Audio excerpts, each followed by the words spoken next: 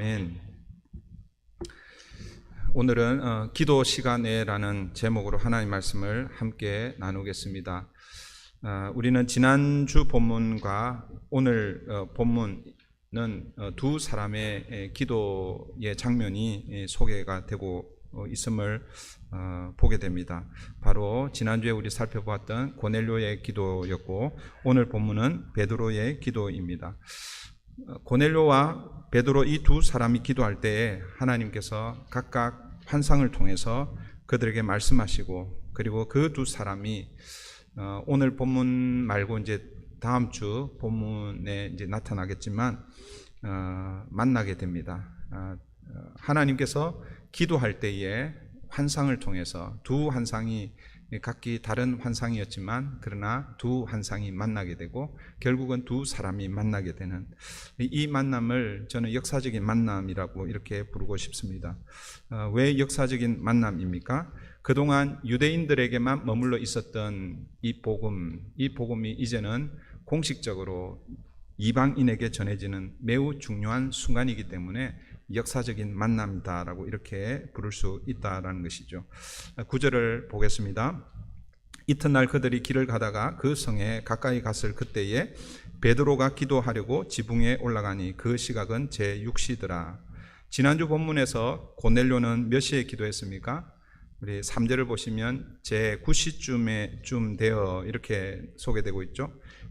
고넬료는 오늘 우리 시간으로 오후 3시에 기도했고, 그리고 환상을 통해서 하나님께서 욥바로 사람을 보내라고 했을 때 그 즉시 자기 하인 두 사람과 그리고 또 그 두 사람을 보호하기 위해서 자기 병사 중에 한 사람을 그렇게 보냈던 것 같습니다. 그렇게 해서 이 사람들이 욥바에 도착할 그 즈음에 베드로는 또 그 기도하는 그런 그 장면이 우리에게 이렇게 오버랩되고 있습니다. 베드로가 기도한 시간은 6시입니다. 성경에 우리 요한복음은 조금 다른데요. 거의 대부분의 우리 신약 성경에 시간이 나올 때는 항상 몇 시간을 더 더해라고 그랬어요? 6시간을 더 더하라고 그랬죠. 그래서 6시에 기도했으니까 몇 시인 거예요? 12시죠. 12시. 낮 12시인지 밤 12시인지 여러분 구분하시겠죠? 베드로가요 그 시장하다라는 그런 표현이 있습니다. 그러니까 낮 12시라고 이렇게 보시면 됩니다. 그 전날 오후 3시에 고넬료가 기도하고, 그리고 그 다음 날 낮 12시에 베드로가 기도하고, 그런 그 기도의 자리에 하나님께서 두 사람에게 각기 환상을 통해서 말씀하시고, 그리고 그 말씀이 정확하게 다 이해는 되지 않았지만 고넬료가 순종하고, 그리고 베드로도 이 환상이 오늘 본문을 통해서 우리가 보게 되지만 처음엔 이 환상이 어떤 의미인지 잘 이해가 되지 않았습니다. 그런데 순종할 때에 그때 두 사람이 만나게 되는 그런 놀라운 일이 일어나고 있습니다. 지난주에도 제가 말씀드렸지만 저는 우리에게도 이런 일이 좀 일어나면 좋겠습니다. 중요한 일을 놓고 우리 함께 교회가 기도할 때에 목회자와 교회 리더십들이 같이 기도할 때, 또 우리 온 교회 성도들이 같은 문제를 놓고 기도할 때 하나님께서 같은 마음을 주셔서 이것이 하나님의 뜻이구나, 분명한 하나님의 뜻이구나. 그래서 어떤 상황에서는 좀 어렵고 힘들어도 이게 분명히 하나님의 뜻이기 때문에 우리가 이 일을 좀 함께 하십시다. 그런 일들이 우리 교회 가운데도 일어나기를 소원합니다. 여러분, 식구들이 같이 기도할 때도 이런 일이 일어났으면 좋겠어요. 아내와 남편이 기도할 때에 같은 마음이 되면 무슨 일을 할 때 그 일들을 잘 감당할 수 있을 것입니다. 어려운 일이 닥쳐도 하나님 앞에 엎드려 기도할 때에 하나님께서 같은 마음을 주시면 충분히 그 일들을 감당해 낼 줄 믿습니다. 여러분, 고넬료가 기도할 때 하나님께서 환상 중에 고넬료를 만나 주신 것처럼 베드로가 기도할 때에도 하나님은 환상을 통해서 베드로를 만나주고 계십니다.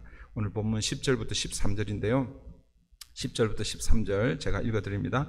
그가 시장하여 먹고자 하며 사람들이 준비할 때에 황홀한 중에 하늘이 열리며 한 그릇이 내려오는 것을 보니 큰 보자기 같고 내 귀를 메어 땅에 들이웠더라. 그 안에는 땅에 있는 각종 네 발 가진 짐승과 기는 것과 공중에 나는 것들이 있더라.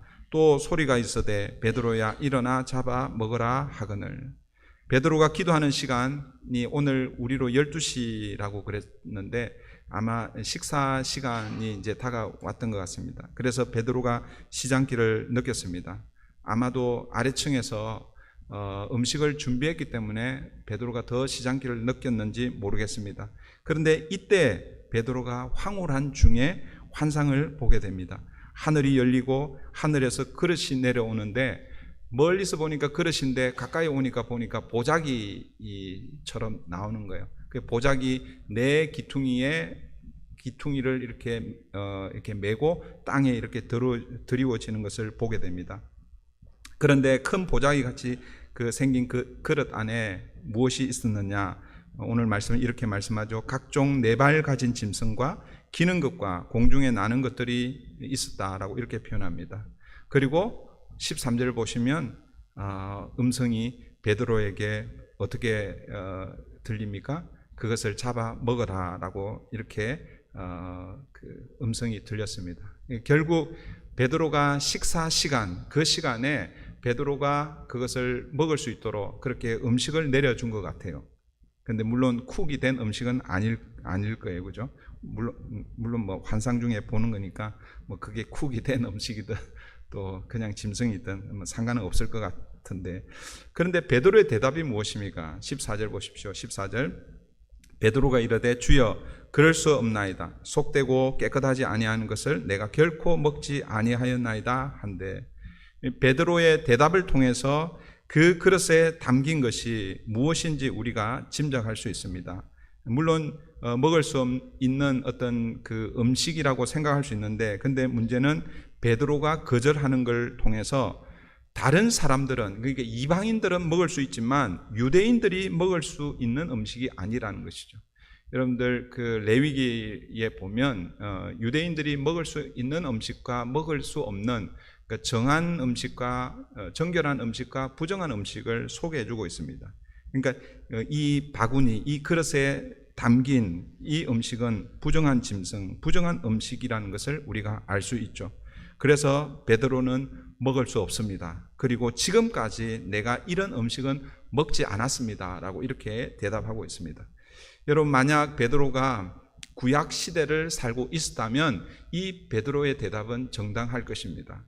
그러나 베드로는 지금 어느 시대를 살고 있습니까? 신약 시대를 살고 있습니다. 예수님의 십자가 이후의 시대를 살고 있다라는 것이죠. 부정한 짐승, 부정한 음식의 기준이 예수님이 이 땅에 오심으로 사실은 바뀝니다. 달라집니다. 예수님께서 온 율법을 다 이루셨기 때문에 이 음식도 그 기준이 달라졌다라는 것입니다. 그냥 예수님께서 십자가에 달리셨기 때문에 달라진 것도 있지만, 그러나 이 음식에 대해서 예수님 분명하게 제자들에게 가르쳐 주셨습니다.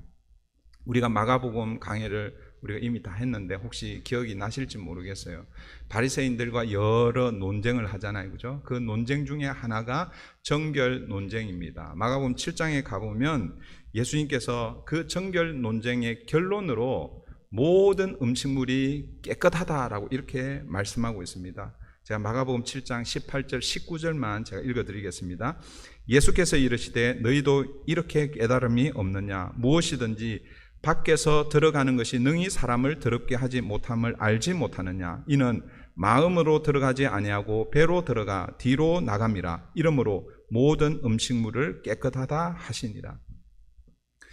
이 7장에 가면요, 이 바리새인들과 정결 논쟁을 아주 길게, 사실은 다른 논쟁에 비해서 매우 길게 예수님께서 그 논쟁을 하고 있습니다. 그 논쟁의 시작은 당시 바리새인들이 장로들의 유전, 장로들의 전통을 가지고 제자들이 손을 씻지 않고 먹는, 음식을 먹는 그 장면을 보고 제자들을 비난하죠. 당신의 제자들이 손을 씻지 않고 음식을 먹음으로 이 장로들의 유전을 깨뜨립니다. 부정하게 됩니다. 라는 이런 그것을 문제 삼을 때에 예수님께서 그들과 긴 논쟁을 하는 게 그 마가복음 7장입니다. 그런데 그 논쟁을 통해서 예수님이 결론을 딱 내려주시죠. 그런데 그 결론을 들었는데도 불구하고 제자들이 그것을 잘 이해를 못했습니다. 그래서 그 논쟁이 끝나고 나서 다른 집에 들어갔을 때 제자들이 예수님께 묻습니다.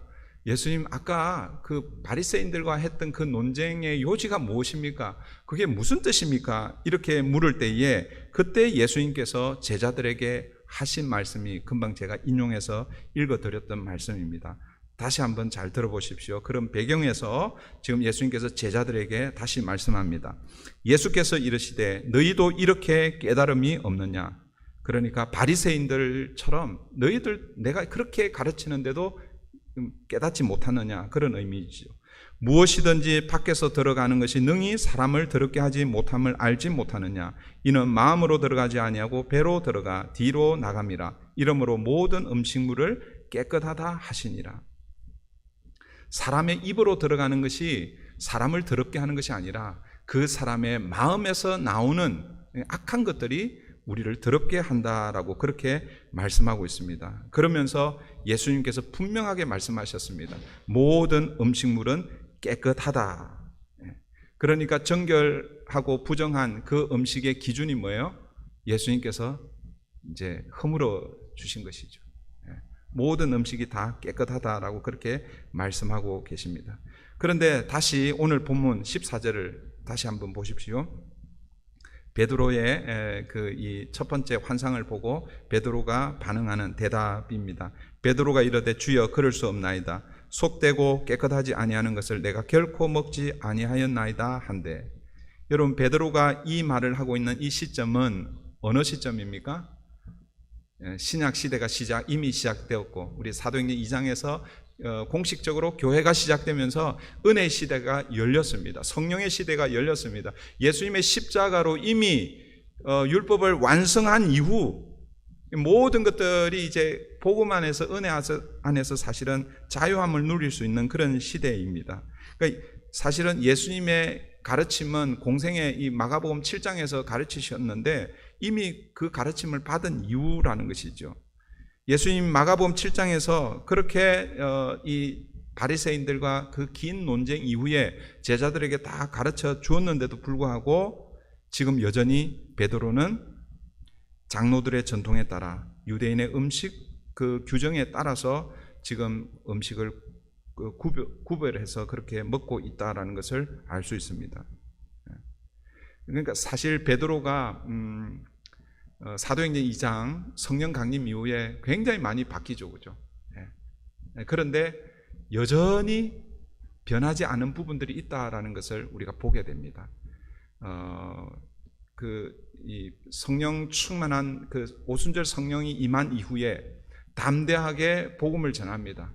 그리고 그 복음을 전하다가 나중에 체포가 되어 위협을 당하기도 하고, 그리고 4장 5장에 가면 채찍에 맞기도 하고, 그럼에도 불구하고 복음을 전합니다. 얼마나 용기 있는 그런 제자들로 변했는지 모릅니다.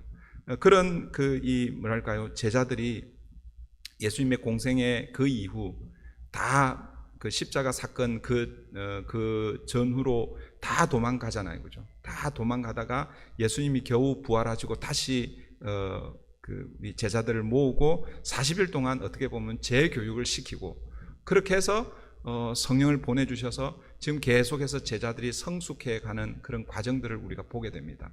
그런데 여전히 아직도 뭐예요? 또 변화되고 또 새롭게 되어야 하는 그런 부분이 남아 있다라는 것을 보게 됩니다. 여러분, 이런 걸 통해서 여러분, 내가 예수를 믿고 신앙생활을 하면서 뭐 교회에서 예를 들어서 어떤 그 훈련 과정을 통해서 그 신앙 훈련을 배우고 그렇게 하는 그 과정 가운데 완성이라는 건 없는 것 같아요.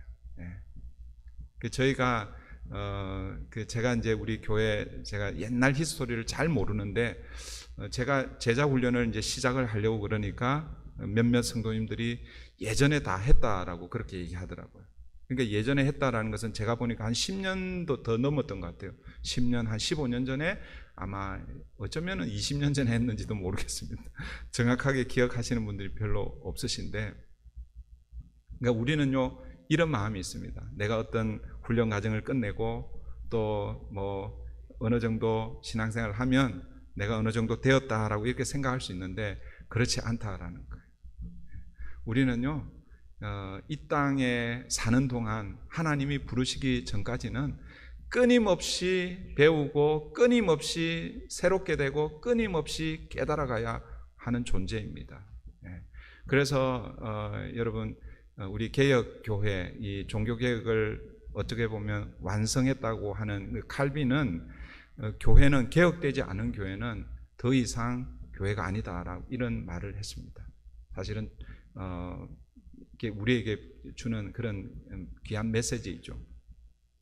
오늘 본문과는 관련이 없지만 우리 10장 한 34절인가요? 한번 좀 볼까요? 34절이 맞는지 모르겠는데,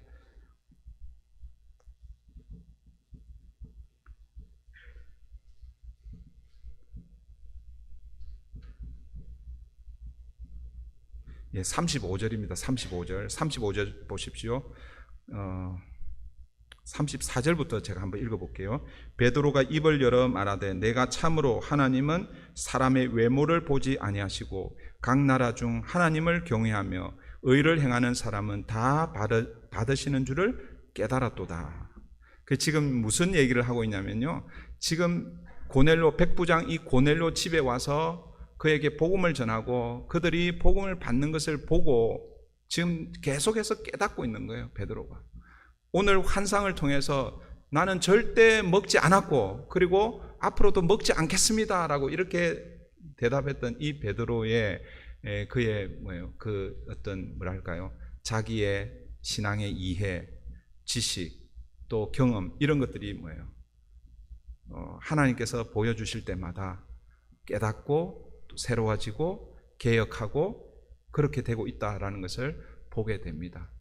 사랑하는 성도 여러분, 바라기는 여러분들이 가지고 있는 그 신앙의 색깔 혹은 신앙의 어떤 프레임, 그게 분명히 있을 것입니다. 그런데 그것을 그곳에 그냥 딱 고정시켜서 이게 전부야, 이게 가장 좋아, 그런 생각을 가지지를 말기를 바랍니다. 우리의 기준은 성경이어야 됩니다. 그래서 여러분들이 성경을 묵상하다가, 성경을 읽다가, 또 성경을 공부하다가, 또 어떤 때는 설교를 듣다가 여러분들이 생각하지 못했던 이런 것들을 발견하거나, 혹은 내가 이전에 이런 것에 사로잡혀 살았는데 그런데 말씀에서 새롭게 가르쳐주면 여러분들이 생각을 바꿔야 됩니다. 여러분, 성경을 바꿀 거예요? 아니죠, 그렇죠? 성경을 통해서 여러분의 생각을 바꿔야 됩니다. 여러분의 안경 색깔을 바꿔야 되고, 여러분들의 안경, 네모난 안경이면 성경이 동그랗다 그러면 동그랗게 바꿔야 되는 거죠. 빨갛다 그러면 빨갛게 바꿔야 되는 것입니다. 그래서 우리는 언제나 뭐예요? 변화될 준비를 하고 있어야 됩니다. 베드로는요, 오늘 이 14절에서 나는 결코 그 음식을 먹지 않았습니다. 그리고 앞으로도 먹지 않을 것입니다. 그렇게 다짐하고 있지만, 그러나 이 환상이 끝날 즈음에 그의 생각을 바꾸고 있다라는 것입니다. 사랑하는 성도 여러분, 나이가 들면 생각이 잘 안 바뀌고 또 행동이나 습관이 잘 안 바뀔 수 있습니다. 그죠? 그렇지만 언제나 여러분 이렇게 마음을 좀 이렇게 넓게 여시고 바꾸는 저와 여러분 되기를 바랍니다. 여러분, 베드로가 첫 번째 이 먹기를 거절할 때, 그때 두 번째 하나님의 음성이 들립니다. 15절 보십시오. 15절.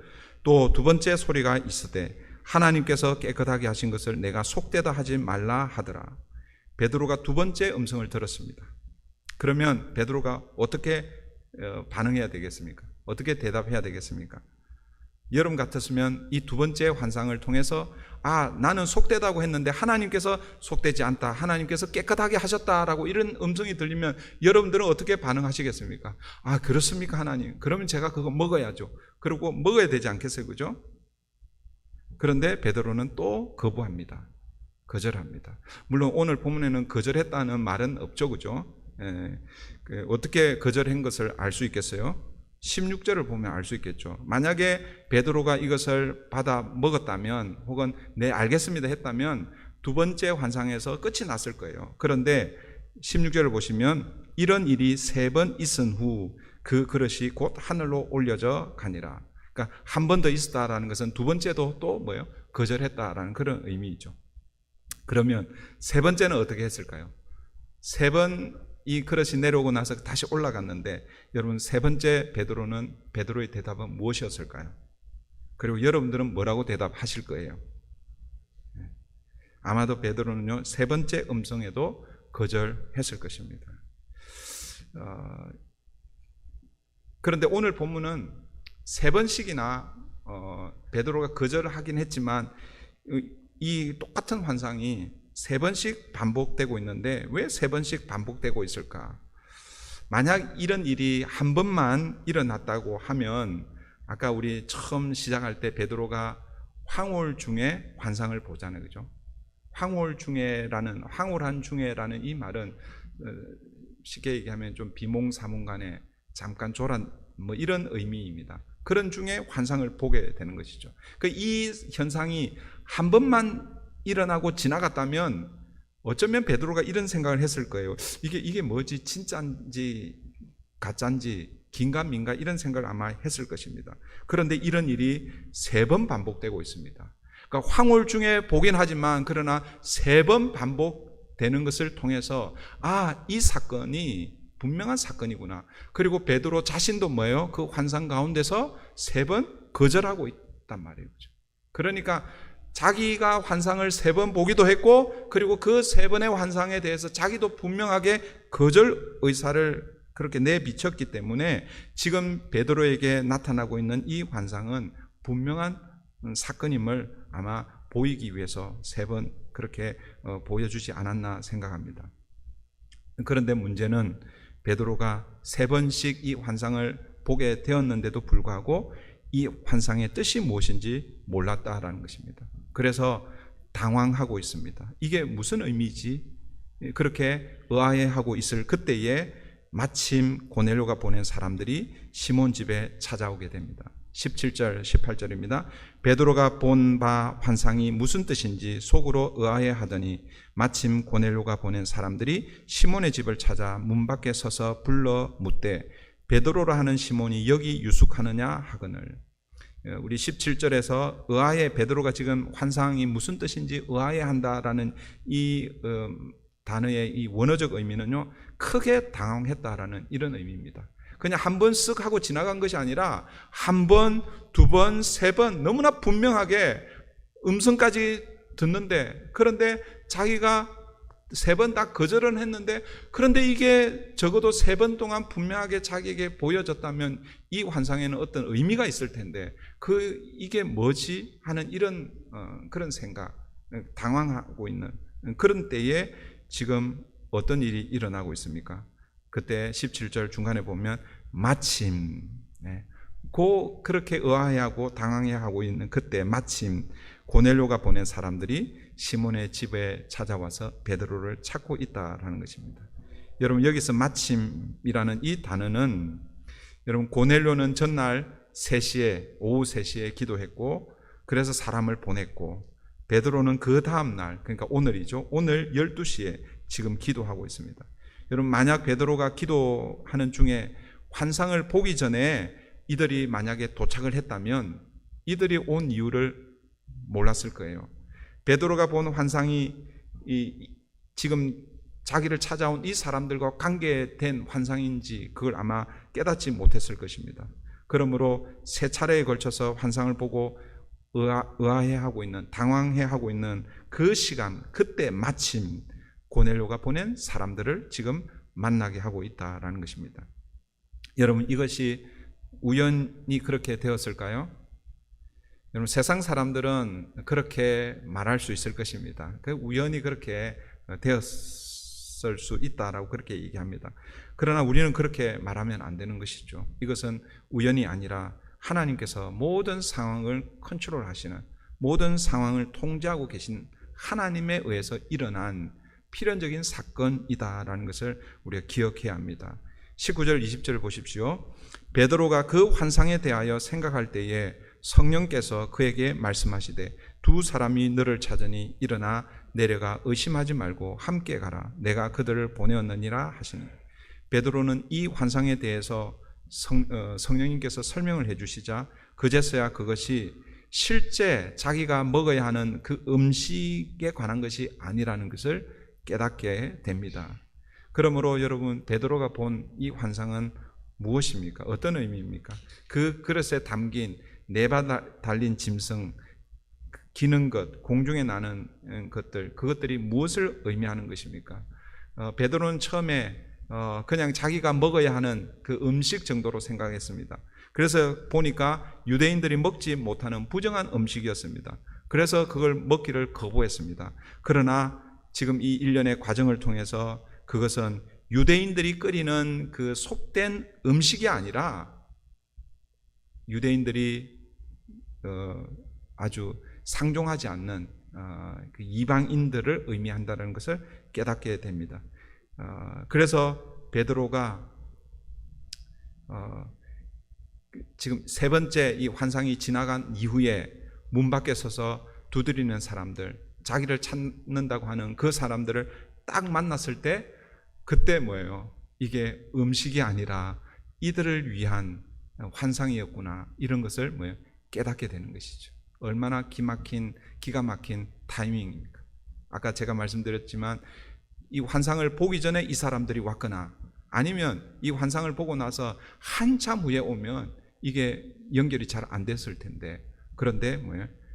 이게 딱 그때 그렇게 연결이 되는 것입니다. 이 환상의 의미를 깨달은 베드로가 이제 그들에게 묻습니다. 21절입니다. 베드로가 내려가 그 사람들을 보고 이르되 내가 곧 너희가 찾는 사람인데 너희가 무슨 일로 왔느냐.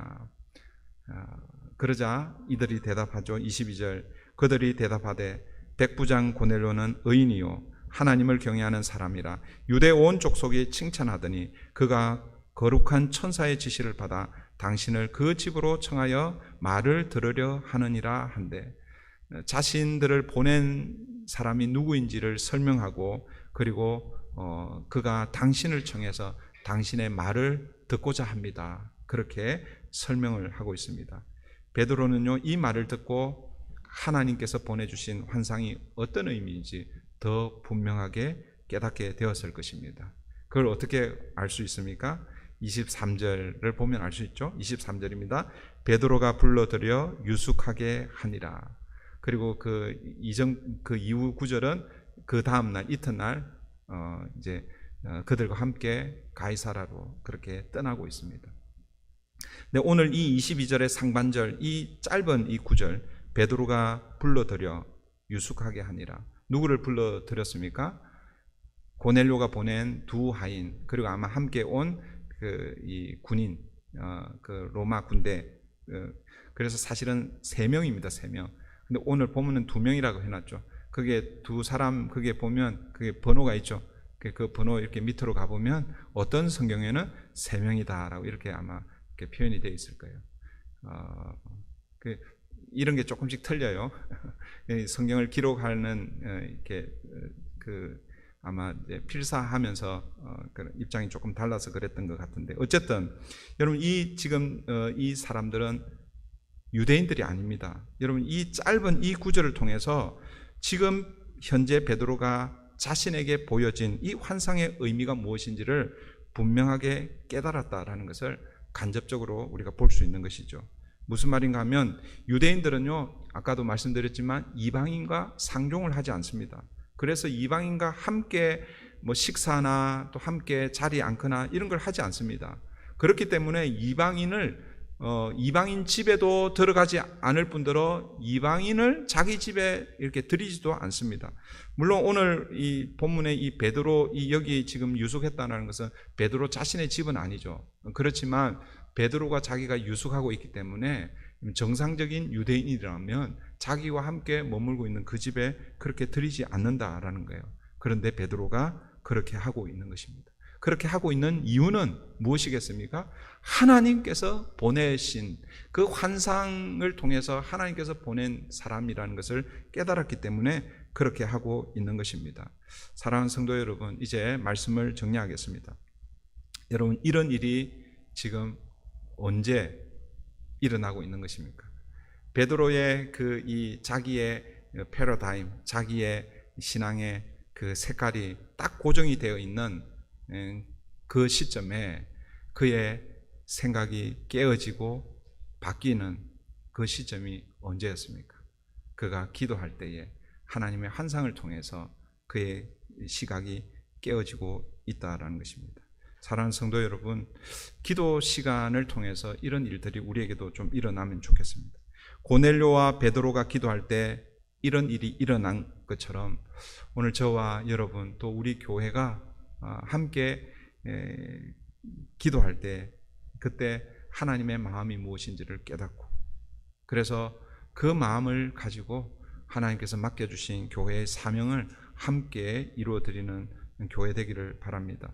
여러분, 고넬료와 베드로가요, 사실은 이 보시면 정기적인 기도 시간을 가지고 있다라는 것을 우리가 알 수 있죠. 지난주에 고넬료가 기도 시간, 그 시간에 기도하고 있었다라는 것을 알 수 있고, 베드로도 사도행전 3장에서 보면 3장이죠. 성전에 기도하러 올라갈 때 그때 성전 미문에 앉아 있는 그 안전뱅이를 일으키시잖아요. 그죠? 그때는 아마 3시였던 것 같아요.